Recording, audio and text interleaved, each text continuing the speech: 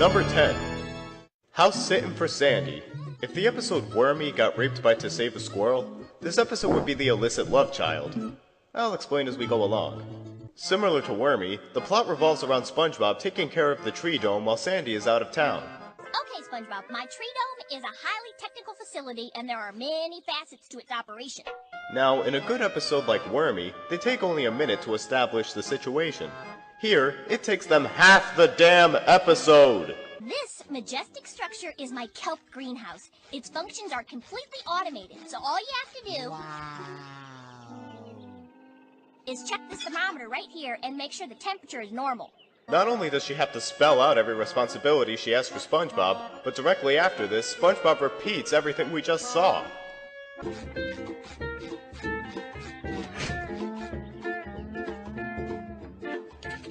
Normal. 2,692.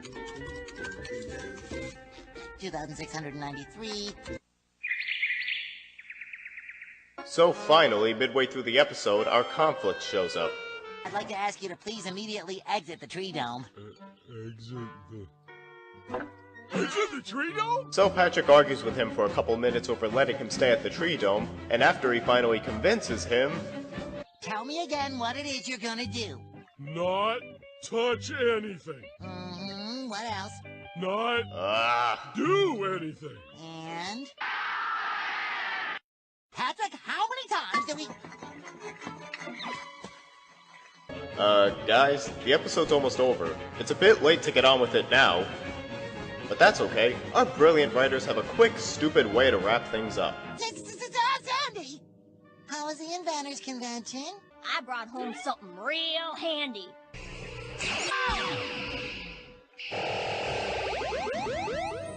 The experiment is a success! Experiment! That's right, boys. I wanted you to destroy my home all along, so I could test out this... You know, it's funny. To Save a Squirrel had the same bogus ending.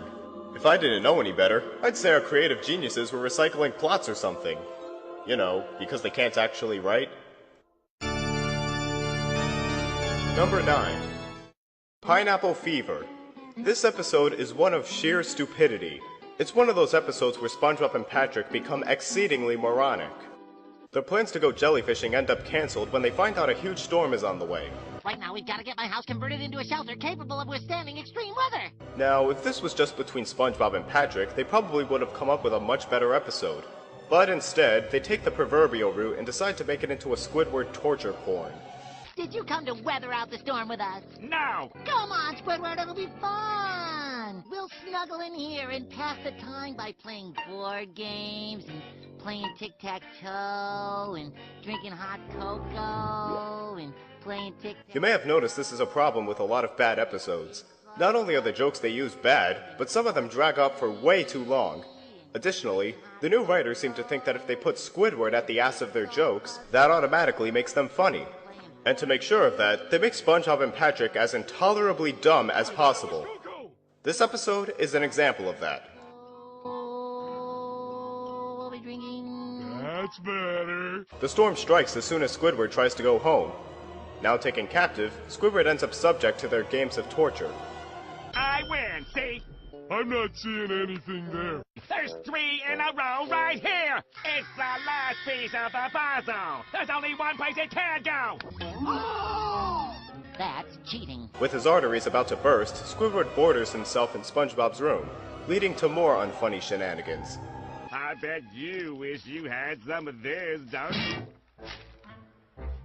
Snail food. Wah, wah, wah. Oh! Nobody is to cross this boundary. I'm the one who drew this line you're not supposed to cross. If you are the one who drew it, let me see your identification. One bad skit later. So they reenact SpongeBob BC for a few moments, and the storm finally settles.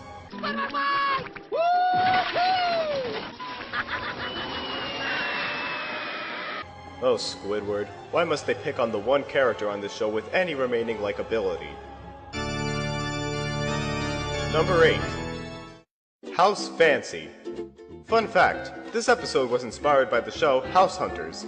Because when you think childhood, who doesn't think of HGTV? It starts off with Squidward watching a show called House Fancy, only to find Squilliam is being featured on it. We got CG in this episode. We're so cool. Is that what I think it is? It sure is. It's a gilded doorknob. May I? Oh, lovely. So for the first few minutes, all we get is Squilliam showing off his house. A 130-foot-long sculpture of my unibrow. Your phone is ringing. Oh. Hello? Cut the visual gimmicks and get to the comedy. It's for you. Squidward calls up the show claiming he has a fancier house, leading him to wish the Cat in the Hat would drop by. There's a stain on the rock. I'll use this chair to hide it. There we go. Now I'll... Exactly how does SpongeBob get involved here? You go away and never come back. But Squidward, if I do that, then how am I gonna help you get your house ready for the big TV show? How did you know about that? I was spying on you. Oh, this is gonna end well. Squidward decides to let SpongeBob help get his house ready, which proves to be a grave mistake. Not because he fucks up the one simple thing he was supposed to do, but because he causes this notorious scene. We moving her too. Hang on, I'm trying to get a grip on the thing. Now don't move it till I say... Okay, it's on my foot.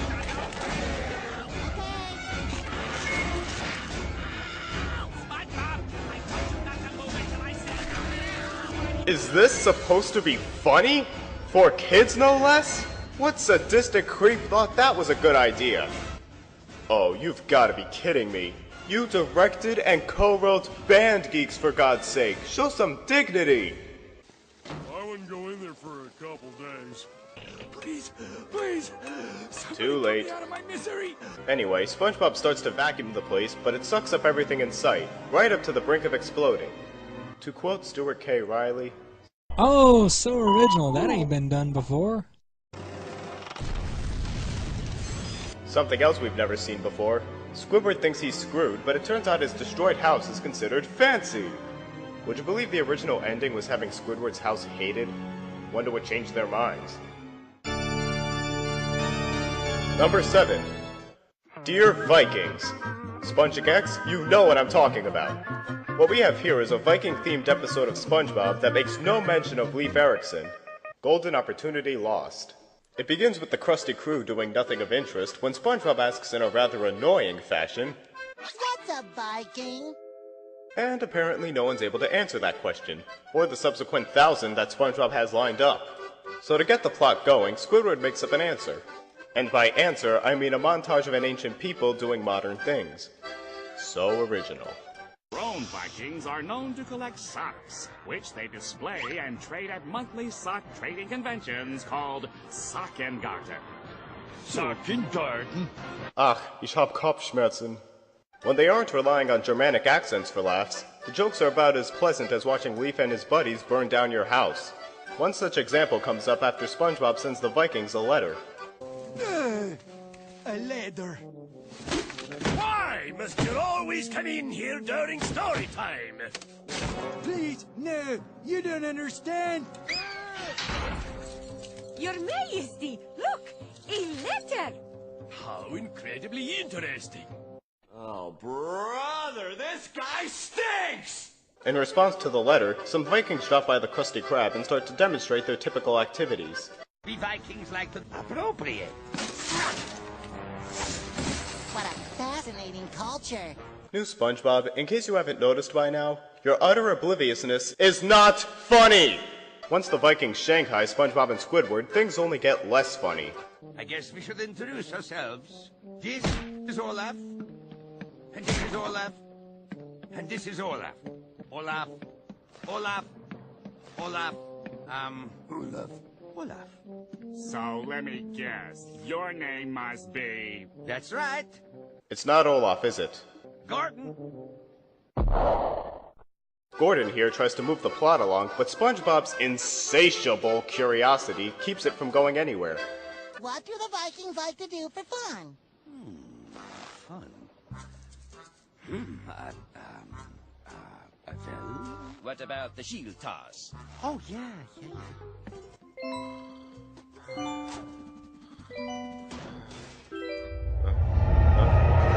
No! Get away! After wasting a good chunk of the episode on SpongeBob's questions, Squidward ticks off Gordon and is set to be catapulted out to sea. You can't do that! You mean to question the will of the tribe? If it means saving my best friend, then yes. Like in House Sittin' for Sandy, the writers have failed to realize it's far too late to tell an actual story, so they instead shoehorn in a last-minute conflict. This is the end! The end of the Vikings! Get ready for one of the single worst endings in SpongeBob history. Goes nothing!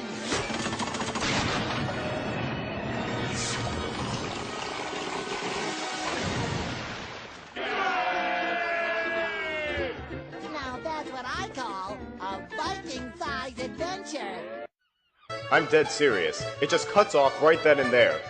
Dear new writers of SpongeBob, either learn how to write, or don't write at all! Number 6. The Clash of Triton. I don't have the actual footage of this one, so I'll make it quick. This was another quote-unquote special that had a lot of build-up but no actual substance. King Neptune decides to hold his birthday party at the Krusty Krab, but isn't happy about it because his apparent son, Triton, is unable to attend. Neptune had locked Triton up years ago for being kind to humans and now misses him. This, of course, leads to SpongeBob releasing Triton in order to make Neptune feel better. What helps make this episode so laughably bad is the so-called clash it's built around. It's SpongeBob I know how to use these! versus Triton Nothing can stop me! in an epic battle. Honestly, guys, there was no battle to speak of. Triton crashes a car into the Krusty Krab and fires a laser at the city. That's about it. The actual battle is more like a battle of non-existent wit. It's anticlimactic, uncreative, and of course, triggered by a hopelessly flanderized character. By the way, it turns out the original title for this episode was Neptune's Party. Believe me when I say that title would have been much more fitting.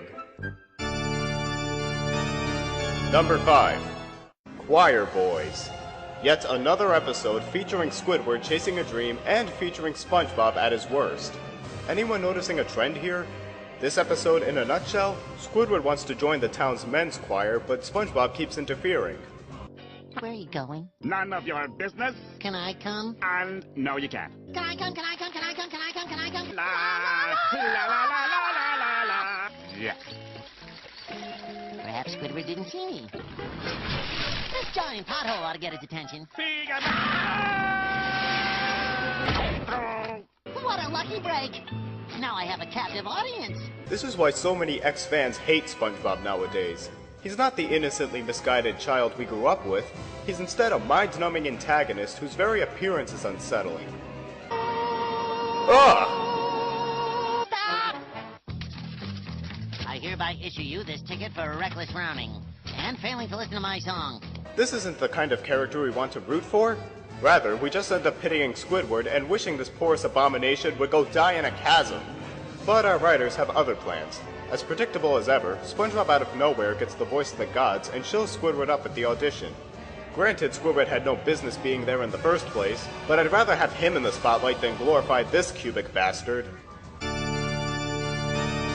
Number 4. Shuffleboarding. Oh god, this episode is just teeming with idiocy that few others have matched. It opens up with SpongeBob and Patrick paying a typical visit to Mermaid Man and Barnacle Boy. Don't they look peaceful? Yeah. Wait! Up! They rip off the battle scene from the end of the original Mermaid Man and Barnacle Boy episode, resulting in the two heroes being hospitalized. This proves problematic for the two seniors since they're expected to compete at a shuffleboarding competition.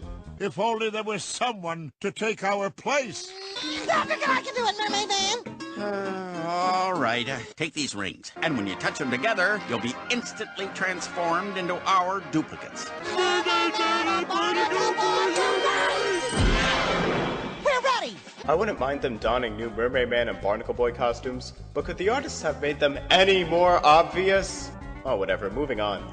It's gonna be an action-packed thrill ride of geriatric proportions! And the best part is, there is no way we can lose with these costumes on! We already won the tournament. What? We already won the tournament. Oh! You mean to tell me the initial plot just got scrapped?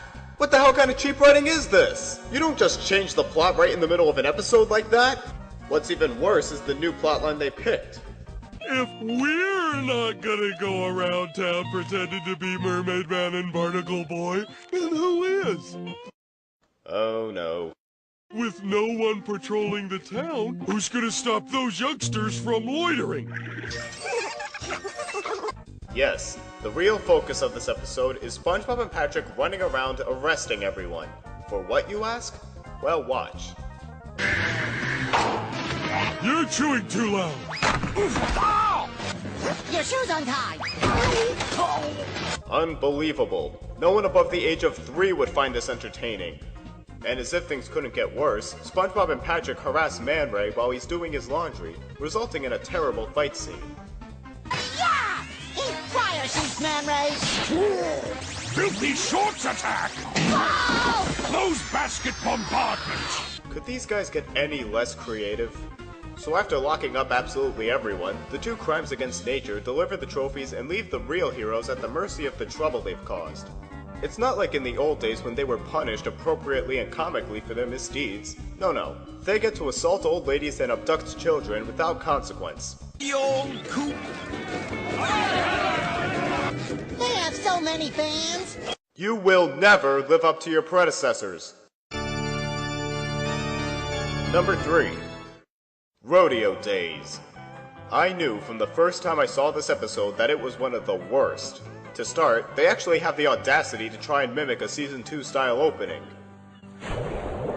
Ah, the eternal expanse of the deep sea, teeming with fantastic creatures.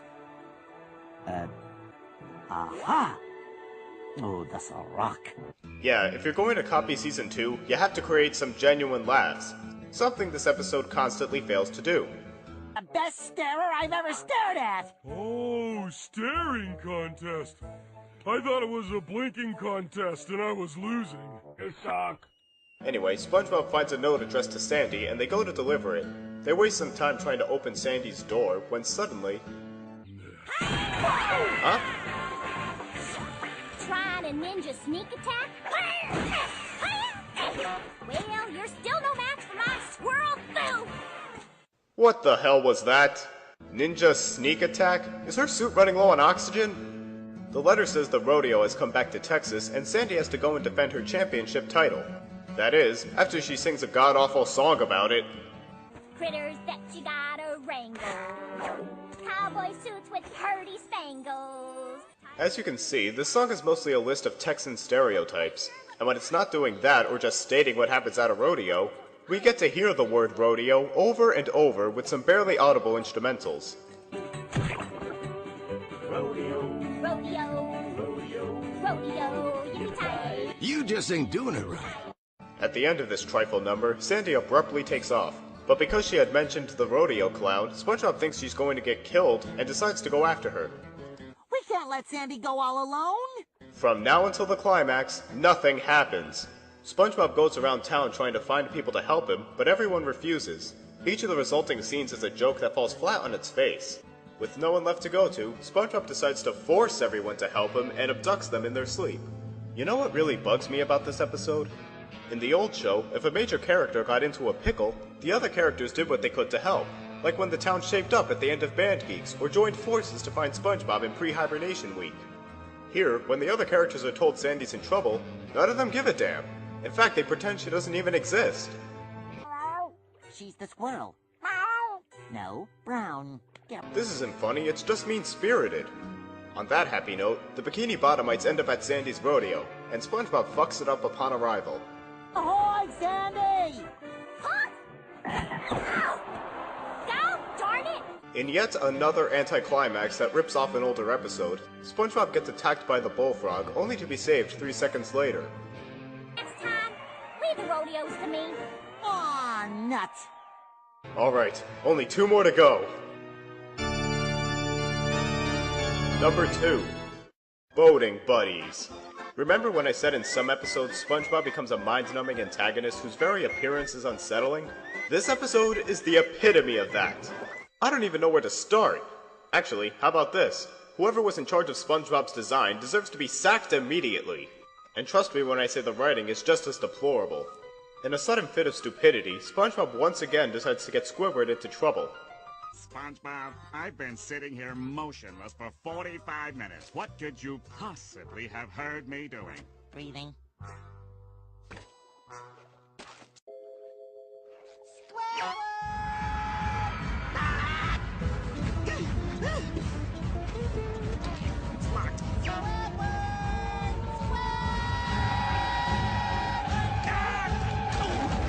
While attempting to escape, Squidward runs a stop sign and gets pulled over by a policeman.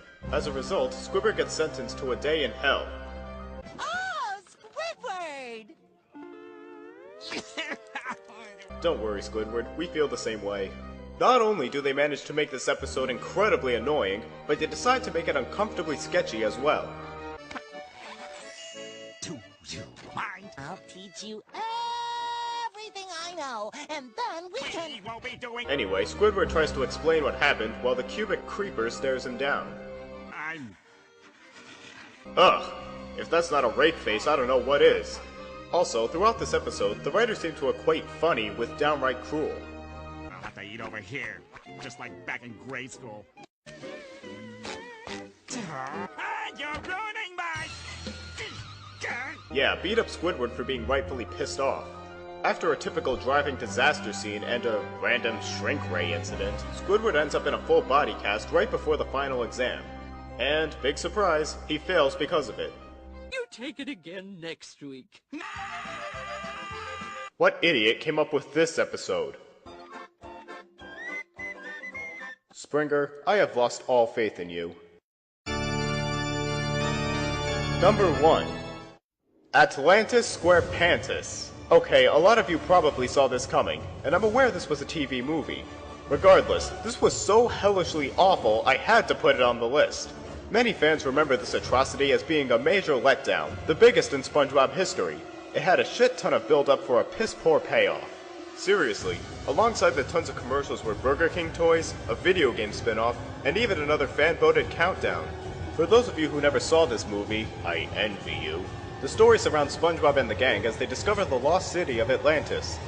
This idea no doubt had potential, so what made this special so terrible? Let's start with the most infamous reason. Can finally come true. A bubble I long for, that Zoe leads. Look at all this cash, hey! Look at all this money! Look out, jerks. The end is near. Your days are numbered. It's a goddamn musical! This was a real slap in the face because none of the advertisements even remotely hinted at this being a musical. What made it worse was that all the songs were horrible. With all their advanced science and my painfully enlarged mind, I bet we can figure out how to make wondrous things, like melons with edible rinds. Is the plot at least interesting? Nope.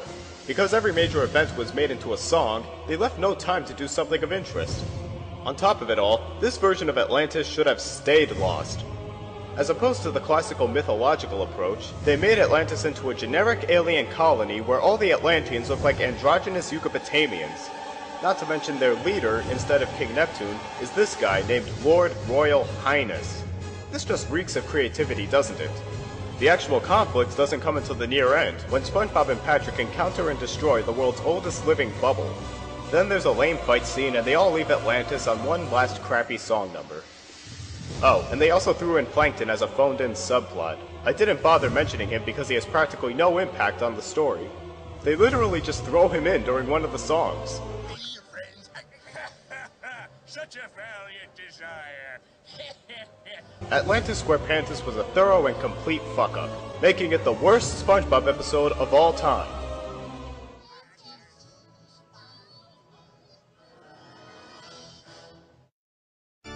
Well, thanks for watching, guys. And for my YouTube poop fans out there, the next poop is on the way. Sincerely, MoBrosStudios.